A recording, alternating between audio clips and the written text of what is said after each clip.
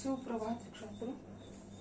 इसका पहले लेक्चर को हमने निराला की कविता भिक्षुक कविता देखी है और भिक्षुक कविता में एक भिक्षुक की कथा का वर्णन कर दिया है। एक भिक्षुक है और उनके साथ दो बच्चे हैं और वो दो बच्चे भूख की वजह से किस तरह हाव भाव करते हैं इसका वर्णन कर दिया है। तो इसके बाद दूसरी जो कविता है वह है बालिका का परिचय और उसकी कवयित्री जो है सुभद्रा कुमारी चौहान है।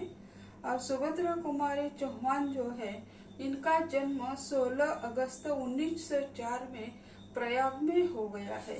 तो सुभद्रा कुमारी चौहान जो है एक ऐतिहासिक काव्य कविता लिखने वाली कवयित्री माना जाता है। झांसी की रानी एक उनकी कविता है जिन्होंने यानी पूरे विश्व में यानी ख्याति प्राप्त कर दी है। वह ज्यादा समय तक जीवित नहीं रही, लेकिन जितना समय उन्होंने गुजारा उसमें वह यानी एक श्रेष्ठ कवयित्री के रूप में अपना स्थान प्राप्त कर चुकी है। उनका जन्म 16 अगस्त 1904 में प्रयाग में हुआ। इनकी प्रारंभिक शिक्षा प्रयाग में ही हो गई। बचपन से ही इनको कविता लिखने की रुचि थी, है न? जैसे कहा जाता है बच्चे के पाँव झूले में ही दिखाई देते हैं। जैसे मराठी में कहावत है बाळाचे पाय पाळण्यातच दिसतात, यानी उनका जो कार्य है वह यानी किस तरह वो बच्चा पालने में झूले में खेलता है, तो यानी उसी के आधार पर उसके जीवन के बारे में तर्क वितर्क लगाए जाते हैं। तो यहाँ यानी बचपन से ही उन्हें कविता लिखने का शौक था, यानी स्कूल में ही वो कविता लिखती थी। इनकी कविताओं का विषय था देश प्रेम, भारतीय इतिहास एवं संस्कृति का चित्रण उनकी कविता में दिखाई देता है। यानी देश प्रेम तो यानी उनके जो झांसी की रानी कविता है उसमें चित्रित हो जाता है। भारतीय इतिहास एवं संस्कृति का चित्रण किया है। राष्ट्रीय आंदोलन में भाग लेने से इनको कई बार जेल जाना पड़ा। 1904 में उनका जन्म हो गया, तो यह समय जो है पारतंत्र का समय है और उसी समय यानी बहुत सारी लड़कियां भी इस संग्राम में सम्मिलित थी। यानी उसे जितना हो सके उतना कार्य करती थी, चाहे खत पहुंचाने का, संदेश देने का कार्य क्यों न वह बच्चे करते हुए दिखाई देते हैं। और इसे यानी स्वतंत्रता आंदोलन में सहभाग लेने के कारण कई बार उसे जेल जाना पड़ा है। झांसी की रानी कविता तो उन्होंने एक दिन में ही उन्हें यानी ख्याति प्राप्त हो गई है।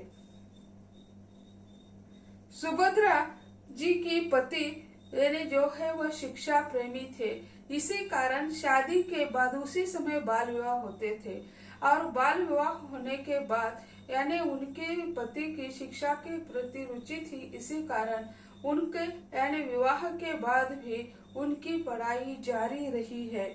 विवाह के बाद सुभद्रा कुमारी चौहान पति के साथ जबलपुर चली गई। पति के कार्य से प्रभावित होकर वह स्वयं असहयोग आंदोलन में भाग लेने लगी। पति भी यानी असहयोग आंदोलन में हिस्सा लेते थे, इसी कारण जैसे कहते हैं कि अर्धनारी नटेश्वर यानी पति के साथ स्त्री का होना यानी अनिवार्य होता है। तो इन्होंने यानी जैसे पति का कार्य अपना समझकर उनके कार्य में सहयोग देने लगी और पति भी उससे विरोध नहीं करते रहे हैं। यह महत्वपूर्ण बात है। सुभद्रा कुमारी जी मध्य प्रदेश विधानसभा की सदस्य थी। वीर रस से ओत प्रोत इनकी कविताएं बड़ी लोकप्रिय है। जबलपुर जैसे हम देखते हैं मध्य प्रदेश में है और मध्य प्रदेश के विधानसभा सदस्य के रूप में भी उन्होंने कार्य कर दिया। कविता के क्षेत्र में तो उन्होंने अपना यानी स्थान प्राप्त कर ही दिया, इसके साथ साथ राजनीतिक क्षेत्र में भी वह सम्मिलित हो गई है। वीर रस के ओत प्रोत कविता उनकी बड़ी लोकप्रिय है। सुभद्रा जी प्रणय, परिवार तथा देश की कवयित्री है। उनकी जो क्षेत्र है मर्यादित है। उन्होंने परिवार के लिए प्रेम, या आपसी संवादीय महत्वपूर्ण समझा है, उसी तरह यानी उनके कविता के विषय रह चुके हैं। इनके साहित्य सेवा के लिए हिंदी साहित्य सम्मेलन की ओर से इनको शेक्सपियर पुरस्कार से 2 बार सम्मानित किया गया है और जटिल से जटिल भाव को सरलता और सरसता के साथ व्यक्त कर पाना इनकी एक विशेषता मानी जाती है। यानी जटिल है, पारिवारिक संबंध जो होते हैं बहुत जटिल होते हैं, लेकिन उसे भी उन्होंने बहुत सुंदरता से, बहुत सहजता से उसे उन्होंने व्यक्त करने का प्रयत्न कर दिया है। 15 फरवरी 1948 में एक मोटर दुर्घटना में उनका देहावसान हुआ। यानी जैसे 1904 में उनका जन्म और 1948 में उनका मृत्यु, यानी अल्पायु माना जाता है। तो इसी समय अल्पायु में भी उन्होंने साहित्य लिखा, विधानसभा सदस्य प्राप्त कर दिया और अपना परिवार का ख्याल तो रख ही दिया है। तो यानी स्त्रियां अपने परिवार को संभाल कर यानी बाकी बचा हुआ समय जो है वह यानी इस कार्य के लिए लगाती है। तो इनके कविता के विषय जो है प्रेम है, देश प्रेम है, भारतीय संस्कृति है। तो ऐसे उनके साहित्य के माध्यम से अलग अलग विषयों पर प्रकाश डाला गया है। उनके जो कविता संग्रह जो है वह है मुकुल, नक्षत्र, त्रिधारा, बिखरे मोती, उन्मादिनी, सीधे साधे चित्र, यह कहानी है उनकी। और सभा की खेल, यह यानी बाल उपयोगी कविताओं का संग्रह है। यानी बाल साहित्य भी उन्होंने लिखा है। यानी सभा के खेल यानी जैसे पौराणिक कई प्रसंगों को चुनकर उन्होंने बच्चों के लिए बाल साहित्य लिखा है। सुभद्रा जी के काव्य के पीछे उनका उत्कृष्ट देश प्रेम, अपूर्व साहस एवं आत्मोत्सर्ग की प्रबल इच्छा दिखाई देती है। उनके साहित्य में हम देखते हैं तो देश प्रेम और अपूर्व साहस एवं आत्मसर्ग यानी आत्मोत्सर्ग, जैसे हम झांसी की रानी की कविता पढ़ते हैं तो आत्मोत्सर्ग का उन्होंने जो वर्णन कर दिया है बहुत ही सुंदर वर्णन है। रोमहर्षक यानी कविता पढ़ते हैं तो शरीर पर रोंगटे खड़े हो जाते हैं। तो ऐसी कविता उनकी है। आत्मोत्सर्ग किस तरह यानी झांसी की रानी ने कर दिया उसका वर्णन उन्होंने बहुत ही सुंदर शैली में कर दिया है। आजादी के लिए उन्हें कई बार जेल जाना पड़ा। जेल जीवन के यातनाएं हंसते हंसते सुखपूर्वक सह लेने में ही उन्हें आनंद मिलता था। यानी हम अपने देश के लिए कुछ कर रहे हैं, इसके लिए हमें जेल जाना पड़ा, इसका कभी भी उन्हें दुख नहीं हुआ, उल्टा उन्हें आनंद ही होता रहा कि हम देश के काम आ गए, किसी के काम आ गए। तो ऐसे यानी जेल में जाना भी वे लोग उसी समय आनंद मानते थे, क्योंकि देश के लिए हम कुछ करने के लायक है। जेल जीवन की यातनाएं उन्होंने हंसते हंसते यानी स्वीकार कर ली। इसी कारण उनकी कविताओं में सच्ची वीरांगना का ओज एवं शौर्य व्यक्त हुआ है। यानी वह सिर्फ कागजात की कविता नहीं है, स्वानुभूति की कविता है। उन्होंने यातनाएं अनुभूत की है और उसका चित्रण उन्होंने अपने कविता के माध्यम से कर दिया है। इसी कारण उसमें यानी ओज एवं शौर्य आ चुका है।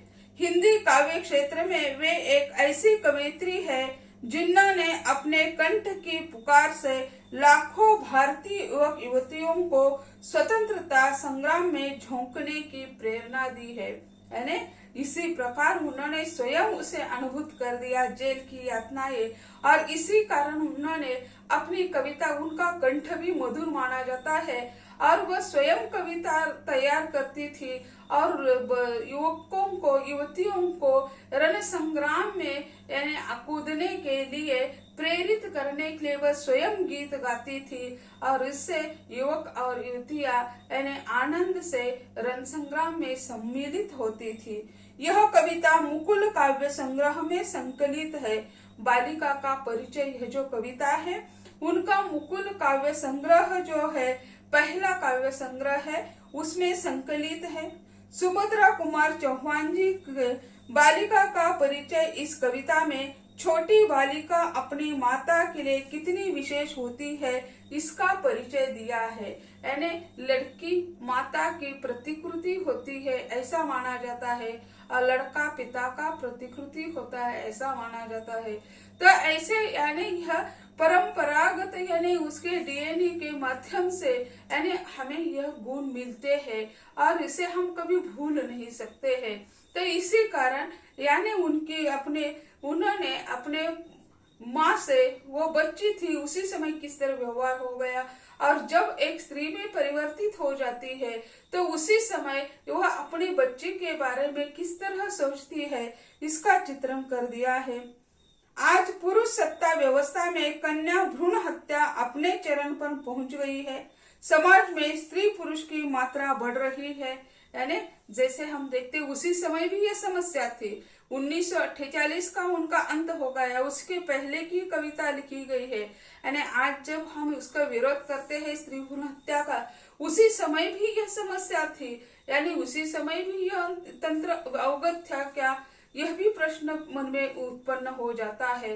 तो इसी कारण समाज में स्त्री और पुरुष जो होता है वह समतोल नहीं होता है, असमतोल उसमें दिखाई देता है।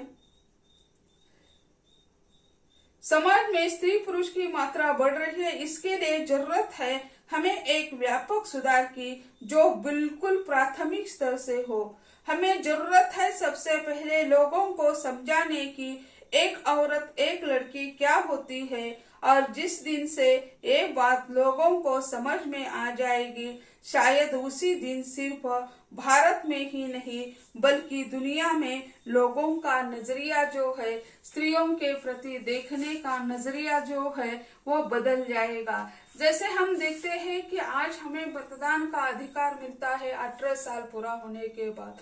ऐसे हम तो यानी उसी समय विकसित नहीं थे, विकसनशील देश में रहते हैं हमें तो सभी को 18 साल पूरे होने के बाद मतदान का अधिकार मिल गया। लेकिन कई ऐसे देश थे जहां स्त्रियों को मतदान के लिए झगड़ना पड़ा और फिर उन्हें झगड़ कर यानी स्त्रियों को मतदान का अधिकार प्राप्त कर दिया। लेकिन ऐसे जो है वे कहते हैं कि जिस दिन यानी लड़की क्या होती है, स्त्री क्या होती है, यह जब सारे पुरुष जाति समझेंगे तब पूरे दुनिया का नजरिया स्त्री के प्रति देखने का दृष्टिकोण जो है वो परिवर्तित हो जाएगा। सबके मन में उनके प्रति सम्मान का भाव होगा। सबको ये समझ में आएगा कि कैसे तमाम कठिनाइयों का सामना करते हुए भी एक स्त्री कैसे हमारे जीवन में तमाम खुशियों से भर देती है। यानी जैसे हम देखते हैं परिवार की जिम्मेदारी जैसे आर्थिक हो यानी पुरुष संभालता है और घर का सारा भार जो है एक स्त्री संभालती है, कभी भी वह उसके प्रति शिकायत नहीं करती है, यानी अपना काम समझकर करती है। फिर भी यानी काम के वजह से या किसी कार्य की वजह से कोई काम में गड़बड़ी होती है, एक आध काम नहीं होता है, तो यानी जाते जाते पुरुष कहते हैं तुम्हें क्या काम होता है घर में। तो एक दिन उसे छुट्टी देकर देख लो, एक दिन परिवार को संभालो, कैसे यानी नाकों तले यानी दम भर जाता है। तो ऐसी जो स्थिति है तो उससे यानी सारी कठिनाइयों को झेलते हुए यह स्त्री जो होती है सभी को आनंदी रखने का प्रयत्न कर देती है, स्वयं कष्ट सहन कर लेती है और दूसरों को आनंदित देखना चाहती है। तो यह प्रकृति की देन है, किसी ने नहीं दिया है, तोहफा के रूप में प्रकृति ने ही देन दी है। सैन्य उसी कारण कहते हैं स्त्री यानी बहुत संयमी मानी जाती है। इसके लिए कई अपवाद भी हो सकते हैं, यानी अपवाद तेने प्रकृति में होता ही है। अगर एकाध स्त्री इसके उल्टा कर देती है तो सारी स्त्रियां ऐसी है ऐसा तो हम नहीं कह सकते, कई स्त्रियां ऐसी है तो यानी कई स्त्रियां अच्छी भी है ऐसा कहना चाहिए। तो ये वो कहती है कि सारी कठिनाइयों को झेलते हुए स्त्री किस तरह परिवार को आनंदित रखने का काम करती है। वैसे तो इन चीजों को समझने के लिए दुनिया की कोई भी शिक्षा या कोई भी किताब काफी नहीं है कि वो एक औरत के जीवन के पहलू को सही समझ सके। यह किताब की बात नहीं, किताब से हम प्रैक्टिकल नॉलेज प्राप्त करेंगे, जीवन में ऐसा करना चाहिए वैसा करना चाहिए। लेकिन अगर कोई समस्या घर में पैदा होती है तो किताबें पढ़कर हम उसको सुलझा नहीं सकते हैं। तो कई झगड़ा होता है तो चुप्पी साध लेते हैं, तो उस पर परिवार शांत हो जाता है। लेकिन किताब पढ़कर हम उसको उस समस्या को सुलझा नहीं सकते हैं। कोई भी ऐसा इस सृष्टि पर ऐसा किताब नहीं है कि स्त्री के मन को समझ सके। ऐसे वह कहती है कि जैसे उनकी तुलना जैसे समुद्र की तरफ किया जाता है, समुद्र की गहराई को नाप नहीं सकते, उसी तरह एक माँ के हृदय को कोई नाप नहीं सकता है।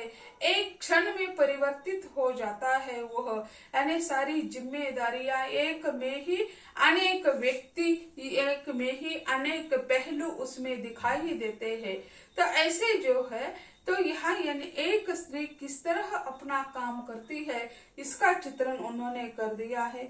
सुभद्रा जी द्वारा लिखित बालिका का परिचय कविता पूरी स्त्री जाति के जीवन के पहलुओं को दर्शाती है। यह जो कविता है पूरी स्त्री जाति का परिचय कर देती है, या स्त्री जाति के में जो पहलू है अलग अलग उसका चित्रण कर देता है।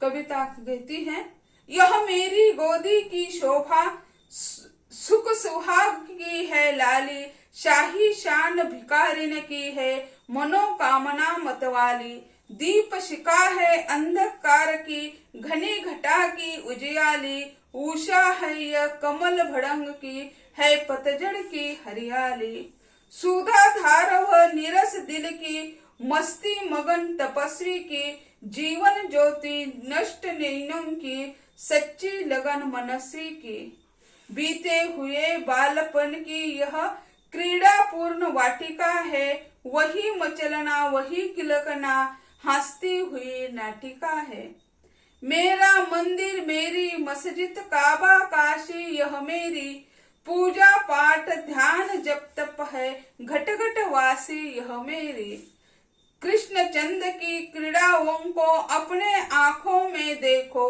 कौशल्या के मातृ मोद को अपने ही मन में लेखो, प्रभु ईसाई की क्षमाशीलता नबी मुहम्मद का विश्वास, जीव दया जिनवर गौतम की आओ देखो इसके पास, परिचय पूछ रहे हो मुझसे कैसे परिचय दूं इसका, वही जान सकता है इसको माता का दिल है जिसका।